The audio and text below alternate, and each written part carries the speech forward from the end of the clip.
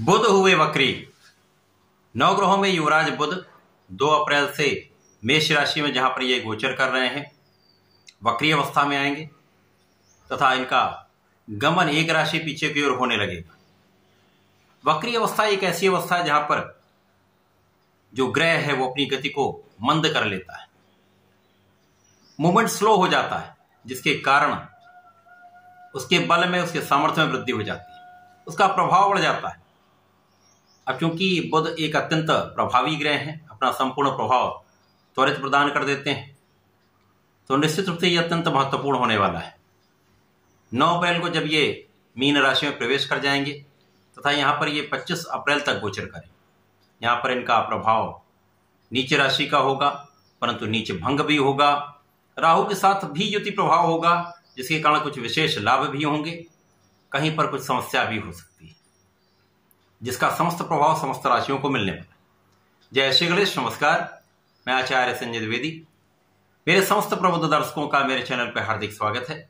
आज मैं वक्री बुध के प्रभाव को लेकर आपके सम्मुख उपस्थित हूं, क्योंकि यहाँ पर बुध अपनी राशि का परिवर्तन भी करेंगे, तो इस राशि परिवर्तन का, बुध के वक्री काल का समस्त राशियों पर किस प्रकार का प्रभाव मिलने वाला है,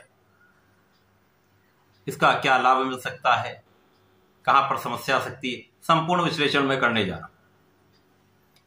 अब क्योंकि बुध अत्यंत प्रभावी ग्रह हैं, अपना संपूर्ण प्रभाव त्वरित प्रदान कर देते हैं, इस जगत में कोई भी ऐसा कार्यकत्व नहीं है, कोई भी ऐसा कार्यक्षेत्र नहीं, यहां पर बुध का कार्यकत्व नहीं होता। समस्त जगत में बुध का प्रभाव होता ही है, बुध के बिना कोई कार्यक्षेत्र हो ही नहीं सकता, क्योंकि बुध कैलकुलेशन है, गणना है, बुध बुद्धि है, वाणी है, कला जगत का संपूर्ण कार्य, मैथ, शिक्षा से संबंधित समस्त कार्य, स्टैटिस्टिक्स, गणनाओं से संबंधित समस्त कार्य, इसी प्रकार से कोई भी व्यापार बुध के बिना हो ही नहीं सकता। तो इस जगत में बुध का प्रभाव समस्त क्षेत्रों में, जब बुध वक्री अवस्था में आएंगे तथा इनका गमन मीन राशि में हो जाएगा, तो ये क्योंकि उल्टा गोचर करना प्रारंभ करेंगे। राहु इस समय 21 पॉइंट पर है, तो बुध और राहु का एक युति प्रभाव आरंभ होगा, जिसके कारण जड़ दोष बनेगा। परंतु यहां पर बुध अपनी नीच राशि में होकर भी बलवान होंगे, क्योंकि यहां पर शुक्राचार्य अपनी उच्च राशि में है, जिसके कारण बुध का नीच भंग हो जाएगा। यहां महालक्ष्मी योग बनेगा। यह महालक्ष्मी योग निश्चित रूप से एक बड़ा लाभ देने जा रहा है। आज मैं कर्क राशि के लिए वक्री बुध के इस प्रभाव का क्या परिणाम प्राप्त होने वाला है, किस प्रकार के भाव में वृद्धि हो सकती है, कहां कितना लाभ लेने वाले हैं, इस समय को आप कैसे उपयोगी बना सकते हैं, उसका संपूर्ण विश्लेषण मैं पूर्ण तरीके के साथ करने जा रहा हूं। प्रिय दर्शकों, इस राशिफल को आप अपने लग्न तथा राशि के अनुसार देख सकते हैं। कर्क लग्न के लिए बुध बहुत कारक नहीं है। यहां पर बुध जो है वो द्वादश के स्वामी है तथा आपके पराक्रम के स्वामी, वै भाव के स्वामी तथा पराक्रम के स्वामी का गोचर कर्म भाव में हो रहा है, जो कि एक श्रेष्ठ भाव है। यहां पर ये गुरु के साथ गोचर कर रहे हैं। वर्तमान समय में दशम भाव की स्थिति अत्यंत प्रबल है, क्योंकि कर्क राशि के लिए गुरुदेव अत्यंत कारक हैं। गुरुदेव की उच्च राशि कर्क राशि। अब यहां पर गुरुदेव भाग्य के स्वामी होकर कर्म भाव में है, निश्चित रूप से यहां पर अत्यंत प्रबल स्थिति है। अब जब बुध यहां पर होंगे तो यहां पर आपका परिश्रम श्रेष्ठ होगा, आपका ज्ञान श्रेष्ठ होगा, आपका धैर्य श्रेष्ठ होगा, आप बहुत विवेकशील रहेंगे, क्योंकि गुरु का संपूर्ण प्रभाव जो है मिलने वाला है। इसी के साथ साथ बुध का संपूर्ण प्रभाव मिलेगा। अब बुध बुद्धि के कारक हैं, वाणी के कारक हैं, व्यापार जगत के कारक हैं, तो इनका समस्त प्रभाव गुरु के साथ महाबलवान स्थिति बना रहा है, तो आपका बुद्धि का बल अत्यंत श्रेष्ठ रहने वाला। अब क्योंकि कार्य क्षेत्र में है, तो कार्य क्षेत्र को विस्तृत करने वाला यह समय, कार्य क्षेत्र में पद की प्राप्ति हो सकती है, नए मार्ग प्रशस्त हो सकते हैं, बड़ी अपॉर्चुनिटीज आपके लिए प्राप्त हो सकती हैं, अवसरों की वृद्धि हो जाती, क्योंकि यहां पर आपका बुद्धि बल श्रेष्ठ है, आपका ज्ञान भी श्रेष्ठ है, जिसके कारण आप अपने कार्य क्षेत्र संपूर्ण रूप से सफल भी होने वाले हैं, जिसका प्रभाव आपको बहुत आगे ले जाने वाला है, सफलता देने वाला है। इसके साथ ही साथ यहां पर लग्न पर भी प्रभाव होगा, तो लग्न भी बलवान होगी, आप स्वस्थ रहेंगे। साथ ही साथ यहां पर आपके सुखों का आप उपार्जन करने वाले, सुखों की वृद्धि का समय, माता पिता के सुखों में वृद्धि होगी तो आपको यश की प्राप्ति होगी। अब भाग्य भी साथ दे रहा है, परिश्रम भी आपका अच्छा है, परंतु यहां पर कुछ व्यय होने व्यय होंगे। कहां पर? आप आध्यात्मिक यात्राओं में व्यय करने वाले हैं, साथ ही साथ आपके ज्ञान को बढ़ाने में आप व्यय करने वाले, इसके साथ ही साथ आप सुखों को बढ़ाने में अपना व्यय करने, तो ये व्यय अच्छा है। अब जब 9 अप्रैल को बुध भाग्य भाव में गोचर करना प्रारंभ करेंगे तो यहां पर राहु के साथ जड़ दोष में जाएंगे।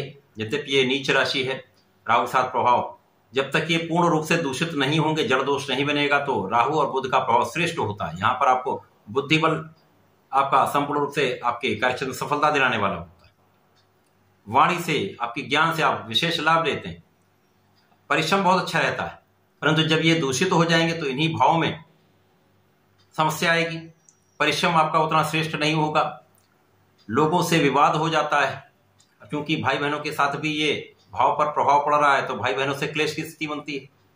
तो यहां पर वाणी पर संयम रखना होगा, क्रोध से बचना होगा, बड़ा व्यवहारिक रहना होगा, सोच विचार कर बोलना होगा। इसके पश्चात जैसे इनका गमन आगे की ओर होगा तो शुक्राचार्य के प्रभाव में आएंगे तो नीच भंग भी होगा। शुक्राचार्य उच्च राशि में संपूर्ण प्रभाव देने वाले हैं, तो यहां पर महालक्ष्मी योग बन जाए। भाग्य भाव में महालक्ष्मी योग का बनना निश्चित रूप से आपके धन के भाव को महाप्रबल करना है। बड़े धन की प्राप्ति का योग बनता है, क्योंकि राहु का भी प्रभाव है जो आकस्मिकता के कारक है। तो अचानक ही कुछ ऐसी स्थितियां बनती हैं, कुछ ऐसे योग बनते हैं, यहां पर आप एक बड़े धन की प्राप्ति कर सकते हैं। यहां पर जब शुक्र, बुध और राहु तीनों का एक योग बनेगा तो यहां पर धन भी बहुत आएगा, धन का व्यय भी बिना कारण से होगा, बिना कारण से समस्याएं उत्पन्न होती है। लोगों के कारण, दूसरे लोगों के कारण आपके आपसी संबंधों में समस्या आती है, जिसके कारण आपको विवाद का सामना करना पड़ सकता है, समस्याओं का सामना करना पड़ सकता है, तनाव बढ़ जाता है, क्योंकि चंद्रमा की राशि है, मन वैसे भी विचलित हो जाता है। अब यहां पर राहु का सीधा प्रभाव लग्न पर भी है, तो इसके कारण भी तनाव होता है। परंतु राहु से जब ये अलग प्रभाव देंगे, शुक्र और बुध आपस में युति संबंध का जो प्रभाव देने वाले वो अत्यंत श्रेष्ठ रहने वाला है। उसका प्रभाव, क्योंकि शुक्राचार्य यहाँ पर आपके सुखों के स्वामी हैं, शुक्राचार्य यहाँ पर आपके लाभ के स्वामी हैं, तो कर्क राशि के जातकों के लिए बुध और शुक्र का संयोग आपके कार्यक्षेत्र को बहुत विस्तृत करने वाला होगा, कार्यक्षेत्र में बड़ा लाभ दिलाने वाला होगा। जब लाभ अच्छा होता तो आप अपने भूमि भवन वाहन का योग बनाते हैं, उनकी प्राप्ति का योग बनता है, तो आप सुखों को बढ़ाने लगते हैं। तो निश्चित रूप से ये जो बुध का वक्री काल है वो एक अच्छा प्रभाव देने जा रहा है, भाग्य भाव में होकर एक अच्छा प्रभाव देने वाला है, लाभ की वृद्धि करने वाला, धन बढ़ाने वाला है। परंतु इस समय में विवादों से बचना, वाणी पर नियंत्रण रखना अत्यंत आवश्यक है। लोगों के बीच सहयोग बनाकर चलना होगा, धैर्य रखना होगा, ये आपके लिए श्रेष्ठ उपाय है। क्योंकि यहाँ पर जब दूषित प्रभाव मिलता है तो इसका उल्टा होने लगता है, जो आप सोचते हैं वो वैसी समस्याएं आती हैं, अकारण ही धन व्यय होने लगता है, अकारण ही लोगों से विवाद होने लगते हैं, लड़ाई झगड़े बढ़ जाते हैं। तो यहाँ पर इन समस्त समस्याओं से बचना ही श्रेष्ठ है।